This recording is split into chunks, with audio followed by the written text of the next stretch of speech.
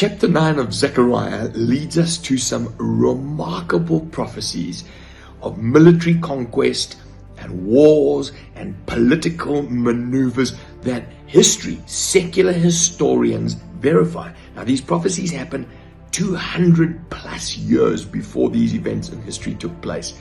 And then the same chapter tells us that Jesus is coming into Jerusalem riding on a donkey, which is exactly what he does, and that he's coming a second time. And so when you read a chapter like Zechariah chapter 9 and you see these prophecies, let me tell you about some of them. It's well known that the Babylonians took out Judah. So other texts like Ezekiel and Daniel explain what happened during those times. And then history tells us the Persians took out the Babylonians. But the Persians became quite ambitious, and they not only took out the Babylonians, they tried to take out the Greeks, but they didn't succeed. They inflicted some damage, and the Greeks never ever forgot. And then what happened? A new generation of Greeks emerged under the leadership of Alexander the Great. And he, when he came to power, wanted to exact revenge against the Persians for what they had done to his ancestors. And so history tells us he went through modern-day Turkey, he went down through Israel, passed through the Gaza Strip, through Babylon. He even made it nearly to India before he turned back and made up his headquarters around the region of where Babylon is. But it's these conquests of the Greeks under Alexander the Great that Zechariah speaks about. He talks about the Greeks' conquests. And chapter 9 verses 3 is remarkable because it talks about how he takes out Tyre, this great city that Nebuchadnezzar had taken out. Tyre. It took Nebuchadnezzar 13 years because the inhabitants of Tyre retreated to their island. There was an island off the mainland, and he just couldn't get it right, not for 13 years anyway.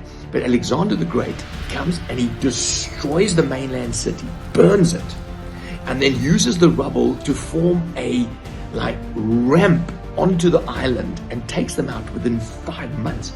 This is what verse 3 of that chapter says. Tyre will be taken out by fire and their power will be destroyed on the sea. Isn't that incredible?